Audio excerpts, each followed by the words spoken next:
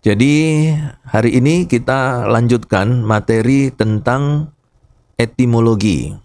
Ya, seperti yang telah kita pelajari kemarin bahwa ilmu etimologi itu adalah ilmu yang mempelajari makna dari sebuah kata yang dilihat dari akar kata, bisa juga dari sejarah kata itu, dan juga dari asal-usul kata itu. Nah, sekarang kita akan masuk ke dalam etimologi yang berkaitan dengan penelusuran sejarah. Nah, etimologi berkaitan dengan penelusuran sejarah itu adalah kegiatan yang melacak bentuk-bentuk dan arti dari suatu perkembangan sejarah yang bisa diamati. Jadi bentuk-bentuk kata dan arti sebuah kata itu dikaitkan dengan perkembangan sejarah dari kata itu. Itu berarti bahwa sebuah kata itu memiliki sejarahnya, ya, dan sebuah kata itu dia mengalami perkembangan. Ya, bisa dalam pengertian perkembangan secara fonetik maupun dalam perkembangan morfologinya. Ya, dari bunyi kata maupun juga perkembangan sejarah kepada bentuk katanya sendiri.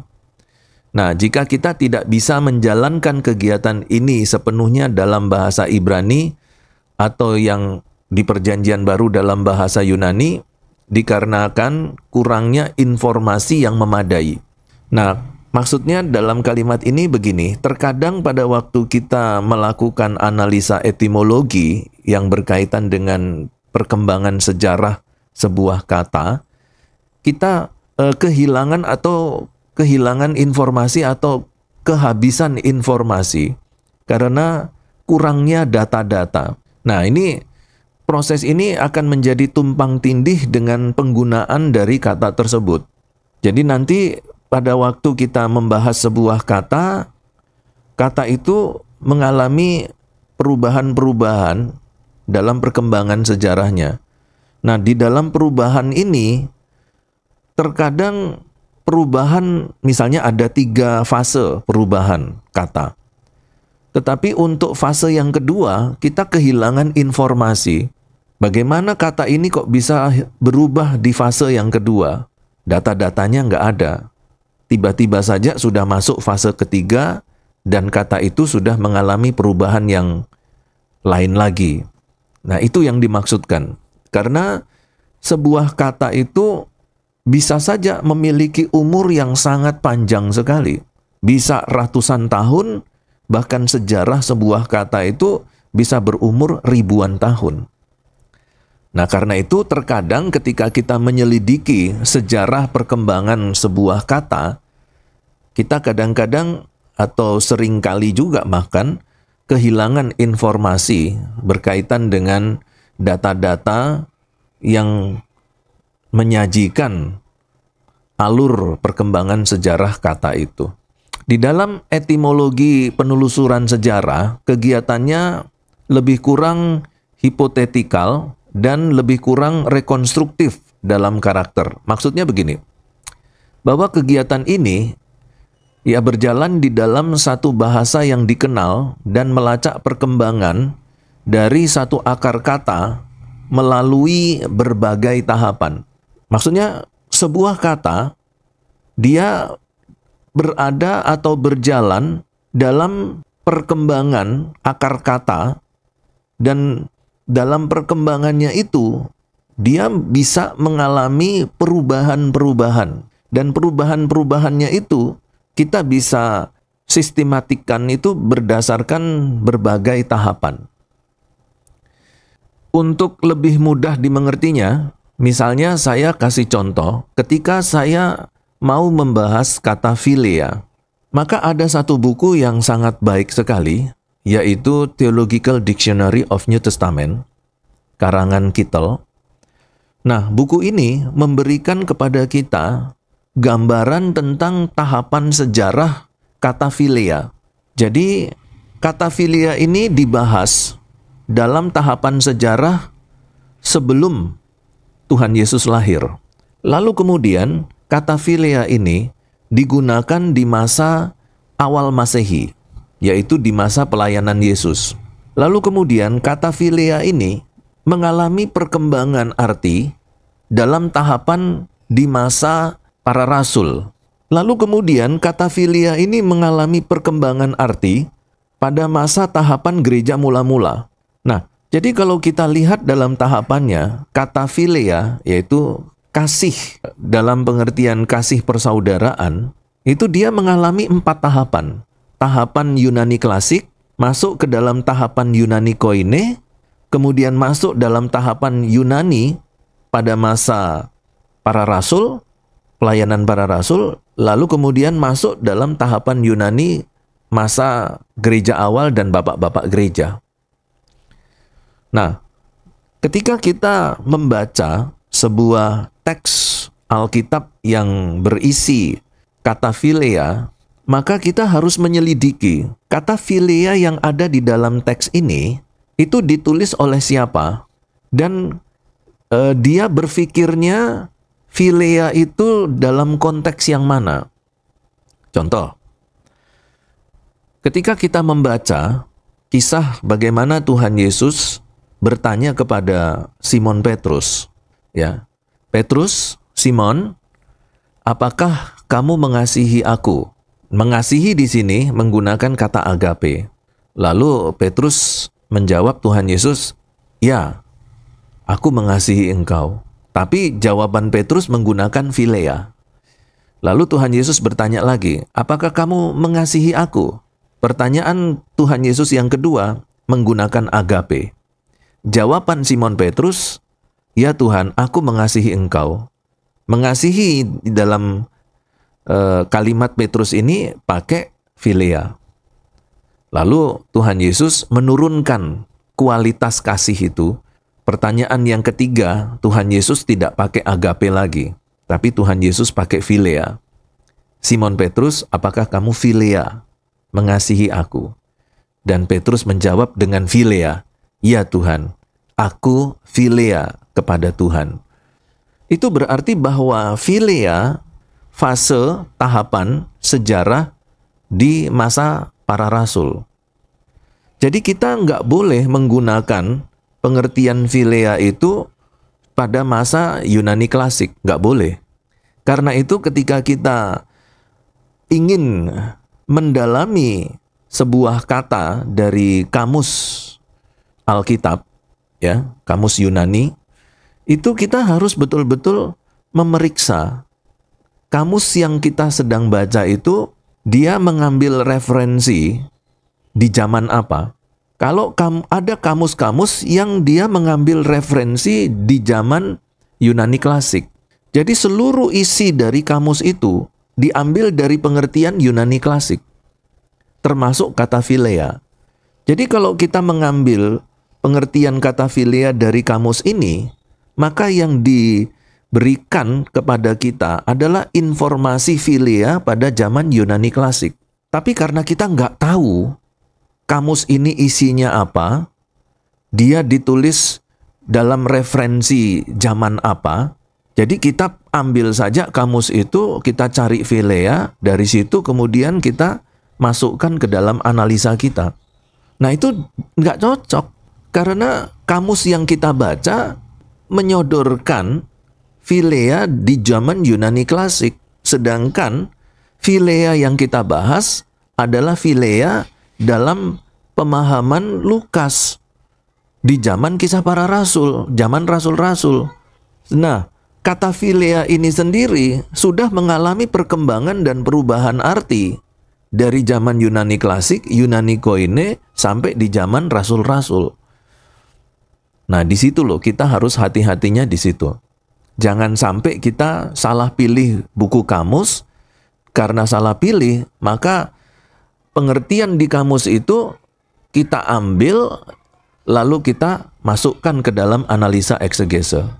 Sedangkan pengertian itu tidak cocok artinya dengan masa di zaman teks kita. Gitu. Persoalannya adalah bahwa yang pertama, kita tidak tahu bagaimana caranya menemukan kamus Yang kedua, ketika kita sudah menemukan kamus, kita juga nggak tahu kamus ini diambil dari sumber-sumber di zaman mana. Nah, bagaimana jalan keluarnya? Kalau kita ini sekarang berada di zaman yang modern, itu tidak ada sesuatu yang sulit. Semuanya mudah. Karena ketika kita menemukan sebuah kamus, kita nggak tahu kamus ini diambil dalam pengertian di zaman yang mana. Kita bisa tanya AI, ya. Nanti AI akan memberikan gambaran, ya. Tapi kita jangan terfokus kepada satu AI, ya. Kita harus juga membuat perbandingan dengan AI yang lain, ya. Kita tanyakan ke ChatGPT, kita juga bertanya ke Gemini, kita juga tanya ke AI yang baru yang dari Cina itu yang apa itu. Nah, dari situ nanti kita mendapatkan banyak informasi yang kemudian nanti bisa kita simpulkan. Kamus yang sedang kita pakai ini berisi pengertian di zaman yang mana. Nah, itu akan menyelamatkan kita dari kesalahan analisa. Bisa mengerti ya maksud saya. Nah, sekarang mari kita lihat contoh misalnya kata salum. Pada tahap awal, kata salum ini dalam bahasa Ibrani yang berasal dari kata salam yang berarti lengkap atau utuh. Tetapi kata salum ini dia mengalami perkembangan makna. Dalam Kejadian 43 ayat 27 sampai 28, kata salum ini digunakan dalam pengertian atau dalam arti kesejahteraan atau keadaan baik. Dalam Yesaya 9 ayat 6, kata salum ini artinya menjadi kedamaian atau raja damai kalau dikaitkan dengan Yesus. Jadi di sini kita lihat bahwa dari kata salum ini sudah mengalami 2 kali perubahan. Yang pertama, dari akar katanya itu berarti lengkap atau utuh. Kemudian berkembang menjadi sejahtera dan keadaan baik. Lalu kemudian berkembang lagi artinya menjadi damai. Nah, jadi ketika kita membaca sebuah teks ayat Alkitab yang ada kata salumnya, maka kita harus berpikir, menganalisa, Shalom dalam konteks ayat ini, kita harus maknai apa? Lengkap, utuh, sejahtera atau baik, atau damai. Nah, dari sini kemudian kita masuk di dalam analisa eksegese berkaitan dengan etimologi, kita menentukan penulisnya hidup di zaman apa. Kalau di zaman ini, shalomnya itu sudah berarti yang mana? Oh, shalomnya masih berarti sejahtera, keadaan baik. Itu berarti bahwa ketika kita membahas ayat ini, ya harus menggunakan shalom dalam pengertian sejahtera. Jangan damai, jangan juga lengkap atau utuh. Yang kita pakai adalah sejahtera atau keadaan baik. Mengapa demikian? Karena Roh Kudus, dia menginspirasikan firman Tuhan sesuai dengan zaman, budaya, situasi kondisi, keadaan ekonomi, keadaan politik pada waktu ayat ini diinspirasikan. Tapi ketika di zaman yang berbeda, maka bisa saja Roh Kudus menginspirasikan kata salum dengan arti zaman yang sudah berbeda. Nah, makanya di sini kita harus hati-hati. Jadi pada waktu kita menentukan pemilihan buku kamus atau leksikon atau ensiklopedi, kita harus betul-betul selektif. Jangan sembarangan pilih buku kamus. Jangan-jangan buku kamus itu justru membahas semua kata berdasarkan pengertian yang jauh lebih mudah. Misalnya di abad 15, bahasa Yunani abad 15. Bahasa Yunani abad 15 berbeda jauh dengan bahasa Yunani zaman rasul-rasul atau di zaman Yesus. Beda jauh. Ada seorang mahasiswa itu bertanya kepada saya, apakah boleh saya menerjemahkan bahasa Yunani? Karena ada tugas Yunani gitu ya. Saya mengajar bahasa Yunani di kelas S1. Teman-teman mahasiswa di kelas S1 itu bertanya gitu, Pak, kalau tugas PR-nya Bapak ini menerjemahkan kalimat bahasa Yunani ke bahasa Indonesia, boleh enggak saya pakai Google Translate, Pak? Atau bisa pakai AI? Saya bilang jangan. Tapi apakah bisa Google Translate menerjemahkan kalimat Yunani ke dalam bahasa Indonesia? Bisa. Apakah AI, ChatGPT atau Gemini itu bisa menerjemahkan kalimat Yunani ke dalam bahasa Indonesia? Bisa. Tetapi yang jadi masalah adalah Yunani yang diajarkan di sekolah teologi itu adalah Yunani Koine, bukan Yunani modern yang dipakai di negara Yunani India. Bukan. Dan itu bisa berbeda artinya.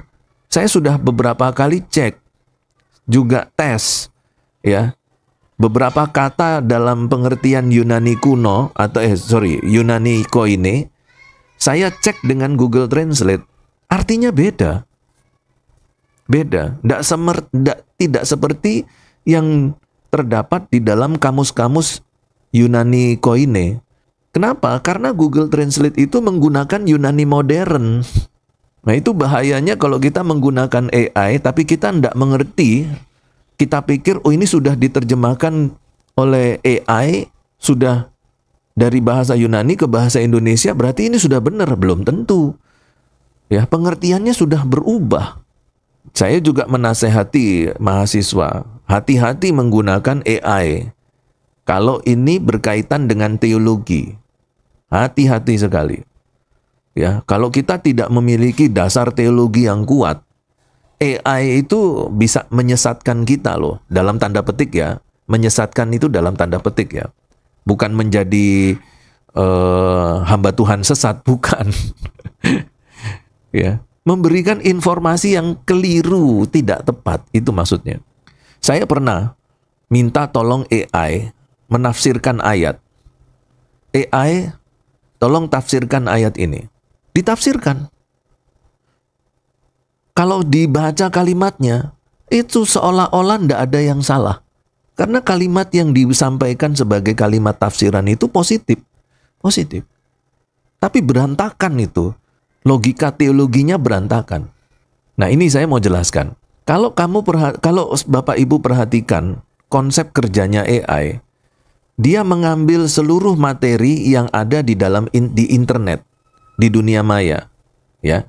Semua materi yang masuk di dunia maya itu diserap, lalu kemudian algoritmakan, lalu hasilnya itu disampaikan kepada kita. Sekarang kita sebagai orang Kristen aliran Injili, evangelical misalnya. Semua yang ada di kelas ini adalah Kristen evangelical. Kemudian kita minta tolong AI menafsirkan Yohanes 3 ayat 16. Apa yang disajikan oleh AI? Dari Calvin dia ambil, dari karismatik dia ambil, dari Mennonite dia ambil, dari Kristen Advent hari ke-7 dia ambil, dari Mormon dia ambil, dari tafsir saksi Yehova dia ambil, dia gabung, dia simpulkan, dijadikan penjelasan tafsiran Yohanes 3 ayat 16 diberikan kepada kita. Jadi hasil pemberian ulasan tafsir dari AI itu gabungan dari berbagai macam aliran Kristen yang ada di dalam dunia maya. Bayangkan betapa berantakannya hasil tafsiran dari AI. Hati-hati sekali menggunakan AI untuk hal-hal yang bernuansa teologi. Tapi kalau berkaitan dengan ilmu pengetahuan, ya, pengetahuan teologi, pengetahuan ya, itu mungkin tidak masalah ya. Misalnya kita tanyakan, di mana letak kota Yerusalem? Oh, itu pasti benar. Tolong berikan penjelasan tentang Danau Galilea, situasi geografi Danau Galilea di zaman Yesus. Bisa, ya 80% cocok. Tapi itu hanya seperti itu ya. Nanti kalau kita sudah masuk dogma, masuk di doktrin, nah itu hati-hati. Hati-hati. Mengeksegese pun hati-hati. Ya, 50-50. 50% benar, 50% keliru. AI. Jadi hati-hati loh ya. Apalagi nanti kalau Bapak Ibu saya suruh bikin makalah eksegese, terus Bapak Ibu pakai AI. Wah, gampang ketahuan. Kalau saya yang periksa ya. Ya. Ketahuan salahnya di mana, ketahuan. Saya baru baca sebentar ya, belum sampai meneliti ya, belum sampai mengkaji, belum sampai dipelototin ya. Baru baca sekilas aja sudah langsung tahu, oh ini AI. Salah ini, ketahuan. Ya, jadi jangan bermimpi dulu pakai AI ya.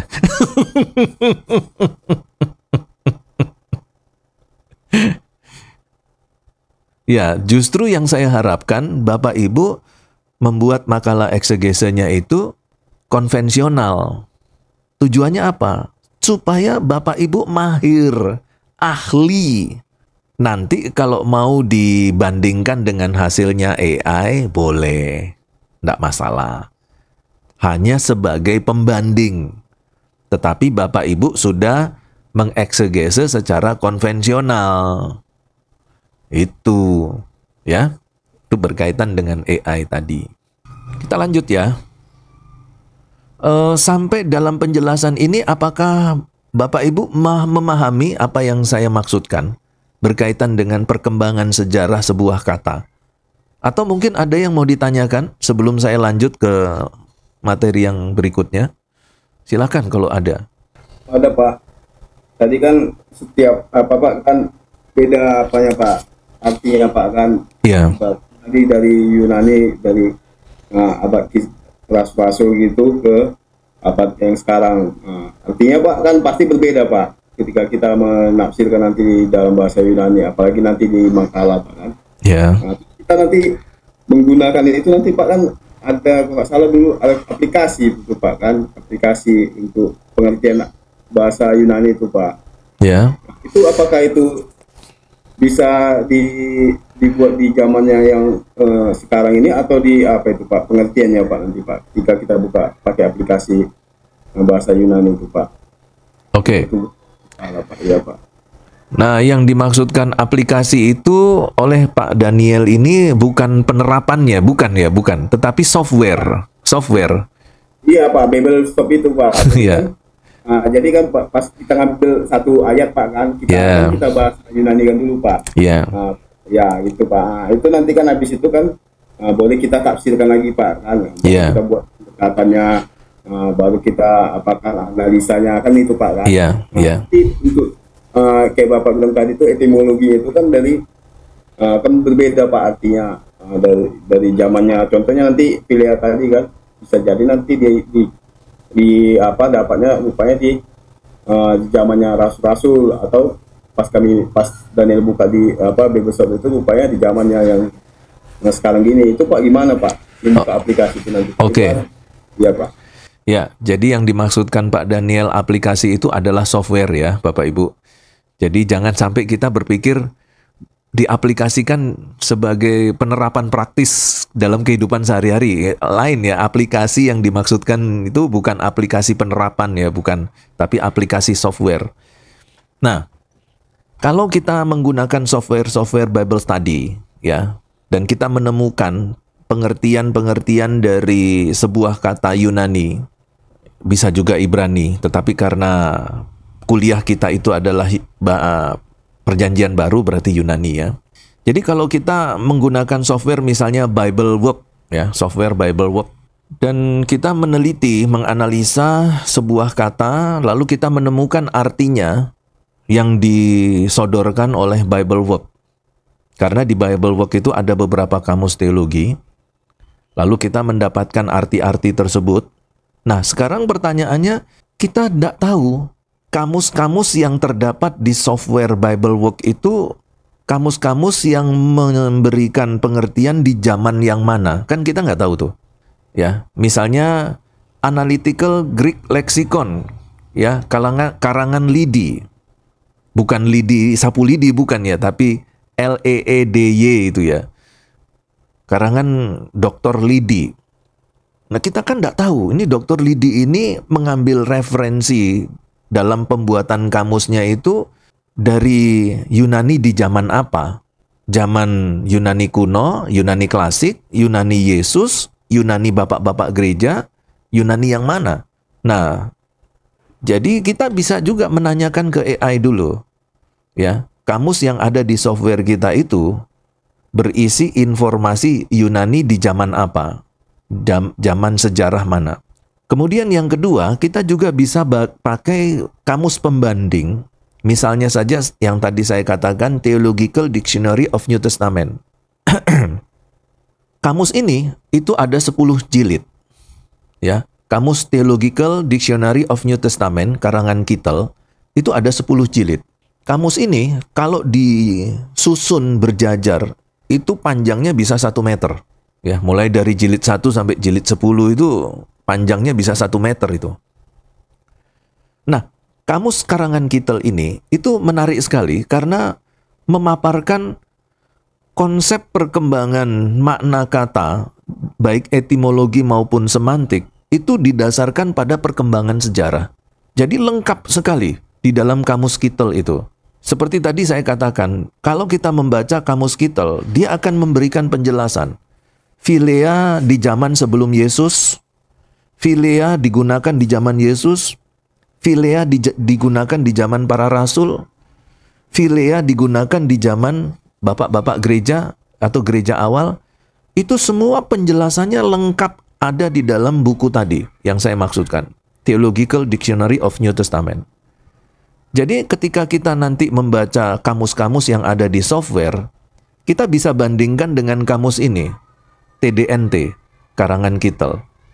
Kalau ini sesuai, tinggal nanti kita lihat, oh berarti LIDI, ya, Analytical Greek Lexicon, itu atau Analytical Greek Dictionary, kalangan LIDI itu, oh dia mengambil di zaman koine Tuhan Yesus.